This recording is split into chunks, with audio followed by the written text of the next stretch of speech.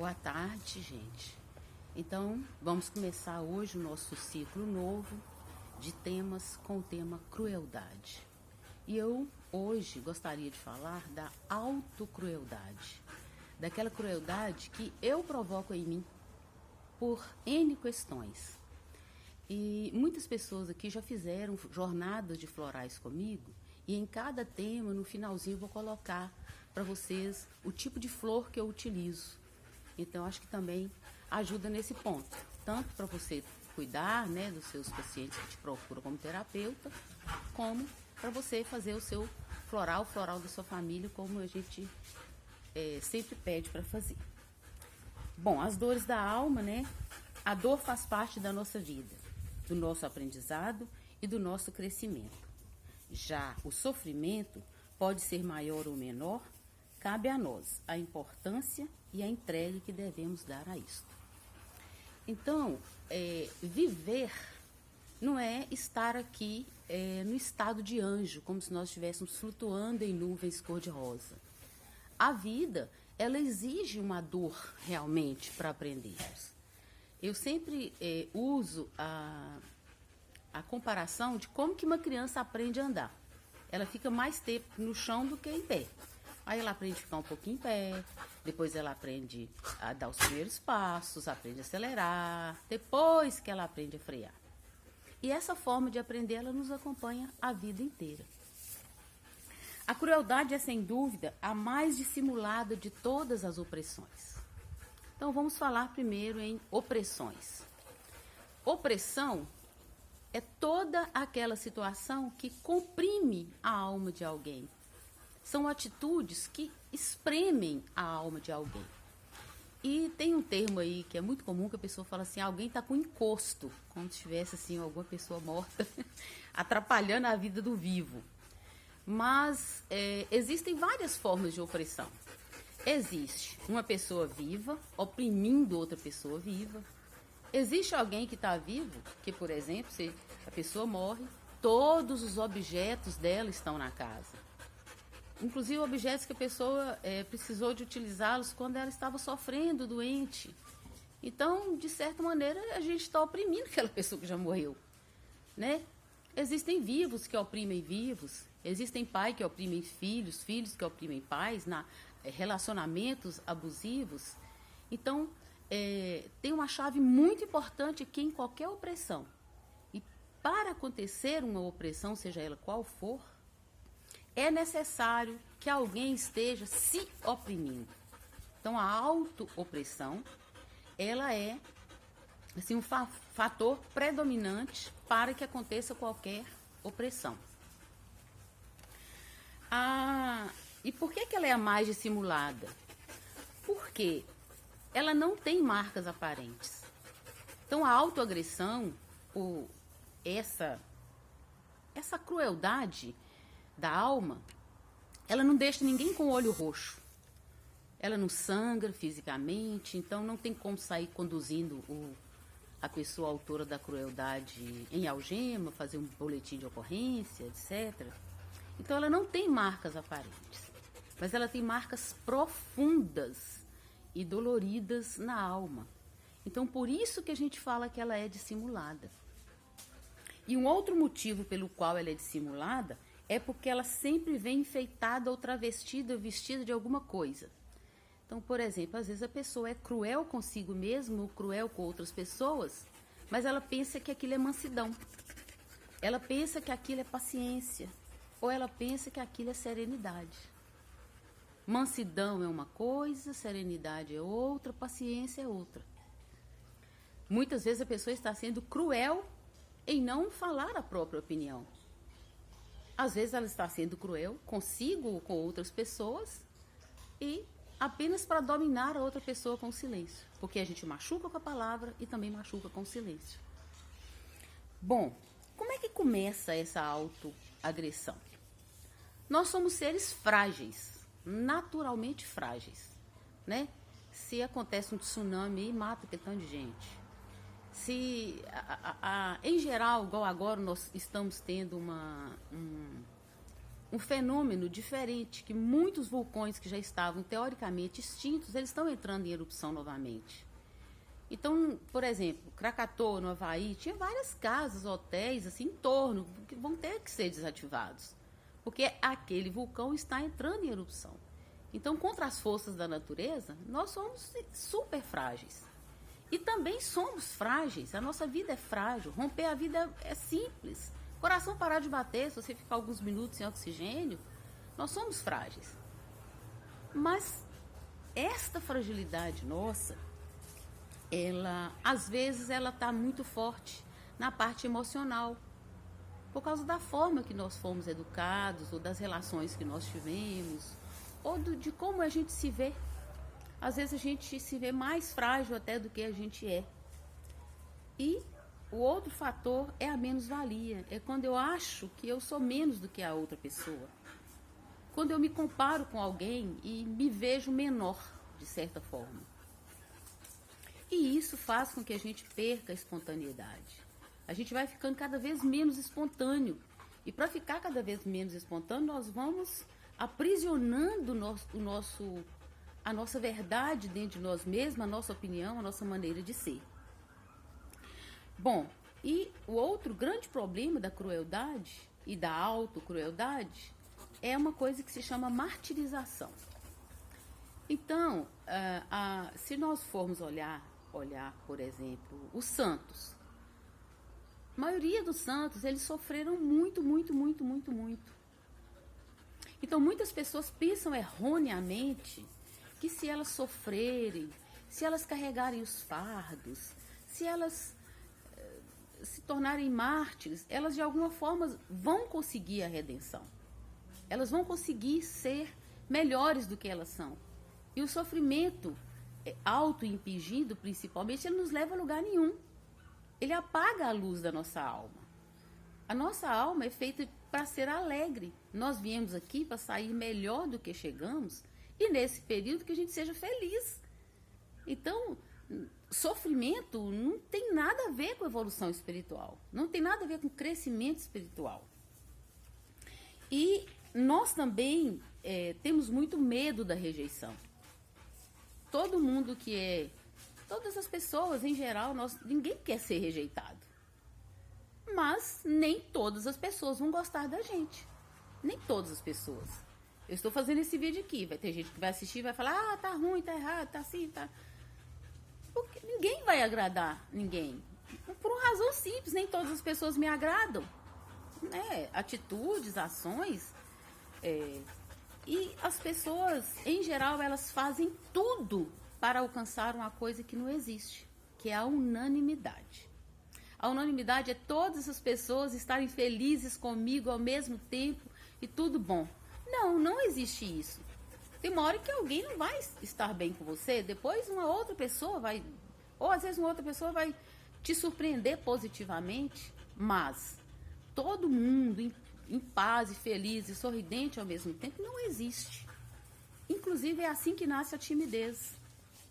Porque a pessoa tem tanto pavor de errar, ela tem tanto medo de errar, que ela prefere não fazer nada.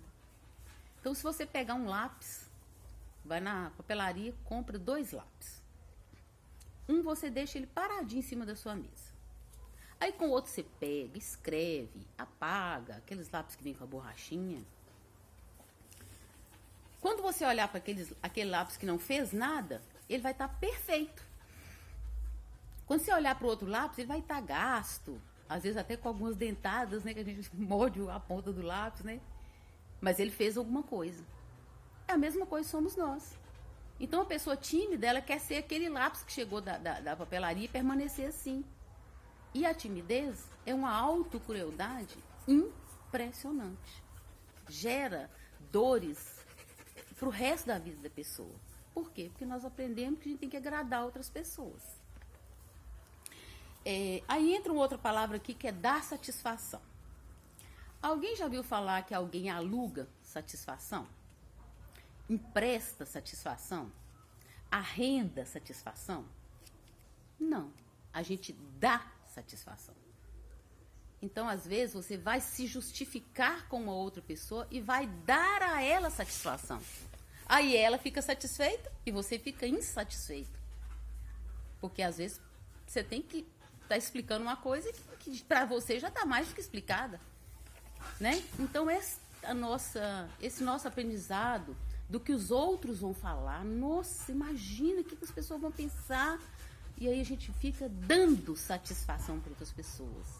Só que nós temos que ficar atentos se nesse dar satisfação, nós não estamos ficando sem a satisfação, que normalmente é o que acontece, que é a crueldade. A outra situação que faz a gente ficar muito cruel com a gente mesmo é quando a gente fica esperando elogios, esperando que outras pessoas nos dê o sorriso, nos dê o olhar. Nós temos que ser o nosso fiel da balança. O fiel da balança é aquele pezinho lá que é 1 quilo mesmo, né? Porque na antiguidade, quando começaram as catiras e as trocas, então cada um tinha 1 quilo diferente. Então os reis, né, estabeleceram um peso que equivalia a 1 quilo, e aquele peso chamava-se o fiel da balança. Quem tem que saber se você é um excelente profissional é você mesmo, não outra pessoa. Porque uma outra pessoa pode ser um bajulador e você talvez precise de melhorar em algum ponto. O oposto também acontece. Se uma outra pessoa, principalmente quem trabalha aí com terapias, auxiliando outras pessoas, às vezes a pessoa não está pronta para entrar em contato com determinada situação que você tem que mostrar. Aí a pessoa vira e fala: você é um péssimo terapeuta, você é o pior terapeuta que eu já vi. O problema não é meu. Eu preciso ter a minha autoavaliação e falar: eu preciso estudar mais isso, mais aquilo, eu preciso melhorar nisso, eu preciso ficar melhor em fitoterapia, eu preciso me debruçar mais sobre os florais, talvez eu não acertei com floral. Eu que tenho de fazer isso. Eu não preciso esperar que outras pessoas sorriem para mim. Até nos nossos encontros de mulheres eu sempre falo com as pessoas, né? Que a gente acorda de manhã, né? Eu procuro fazer isso. Eu acordo de manhã, olho para o espelho e falo: bom dia, Leoa. Vamos começar o dia. No dia do meu aniversário, eu levanto feliz da minha vida. Também vou na frente do espelho e falo: parabéns, Leoa, felicidades. O sorriso, gente, que não pode faltar para nós é o nosso. O estímulo que não pode faltar para nós é o nosso. Que os estímulos que vêm de fora, eles podem ser agradáveis, mas eles não podem ser necessários. O grande nosso estímulo tem que vir de nós. Então, nós não podemos ficar esperando que outras pessoas vão sorrir para nós e fazer bilu-bilu. Porque nós não temos mais 3 anos. Nós precisamos sair da infância espiritual e desenvolver à frente. E quem fica esperando bilu-bilu, que gracinha, que bonitinho, sorri, é a criança. É agradável a relação com as pessoas. É importante olhar e ser olhado. É importante sorrir e receber sorriso. Mas isso tem que ser agradável. Isso não pode ser necessário para nós. Porque tem um perigo muito sério, né, em que é o bajulador e o puxa-saco. Quem puxa saco normalmente puxa o tapete, né? E não é agradável para a gente ser surpreendida aí desnecessariamente. Então, por que eu vou ser cruel comigo, me espremer dentro de mim mesma, falar uma coisa que eu não quero falar, ser uma coisa que eu não quero ser, porque eu quero que outra pessoa seja legal para mim? Não, isso é crueldade. E como que nós aprendemos isto? Nós aprendemos isso na nossa educação. Por quê? Primeiramente, educar uma criança alegre é muito difícil. Muito difícil. Então, em geral, os pais, antigamente, hoje menos, mas eu ainda vejo muito disto, primeiro faz a criança sentir triste, depois educa ela. E nessa aí de fazer a criança sentir-se triste, a educação, em geral, era baseada em culpa medo e vergonha. Então faz a criança sentir medo, faz a criança sentir culpa, faz a criança sentir vergonha e o chicote, né? São os próprios pais, ou quem educa as crianças, que ensina para elas que elas merecem um chicote. Aí lá na frente, ela própria começa a se chicotear. Ela mesma começa a ser perfeccionista, a exigir o máximo dela, a não aceitar que ela erra, a cometer uma falha, ela fica mal, adoece. Porque nós aprendemos esse comportamento. Mas a grande, excelente notícia é que do mesmo jeito que a gente aprendeu isso, a gente pode aprender a agir diferente com nós mesmos. E aqui entra a grande chave de liberdade da autocrueldade, que é nós sermos o dono e senhor do nosso próprio destino. Vamos lembrar que do mesmo jeito que a criança aprende a andar, nós vamos aprender todas as coisas da vida. Nós vamos errando e vamos melhorando, da outra vez fazemos melhor, erramos, caímos, levantamos, né? Como eu ouvi há 2 semanas aqui de uma pessoa esplêndida que eu tenho a honra de aprender muito com ela, ela me explicou que pecado são flechas que você tem que lançar e errou o alvo. Então você tem que tentar de novo. As falhas, elas fazem parte do nosso aprendizado. É natural a gente errar, é natural a gente falhar, é natural que a gente não seja perfeito. E tudo bem, tá tudo bem. Precisamos e merecemos ser, assenhorarmos da nossa alma, assenhorarmos das nossas experiências, assenhorarmos de nós mesmos. Porque, relembrando uma coisa que eu sempre falo com as pessoas que me dão a honra de cuidar delas, ninguém faz ninguém feliz. Nós ficamos felizes diante de uma circunstância por uma opção interna nossa. O reverso disso é libertador, porque ninguém pode me fazer infeliz. Eu fico feliz ou infeliz é uma decisão minha diante de uma circunstância. Então, eu gostaria de finalizar com a mesma frase que foi que eu comecei. A dor, ela faz parte da nossa vida. Porque ninguém está aqui para botar o dedo e o outro bater o martelo, né? Em cima. Realmente, quando a gente falha, quando as coisas não saem como a gente queria, a gente sente dor. Ou às vezes vivenciar determinados aprendizados com as pessoas que a gente ama, com filhos, etc. É difícil, dói. Doer uma coisa. Agora, daí, nós começarmos a reclamar, sofrer, pegar o chicote, começar a bater nós mesmos, né? Aí, nós estamos fazendo a opção pelo sofrimento. A dor faz parte do caminho, mas o sofrimento, ele é desnecessário. Combinados? Um beijo!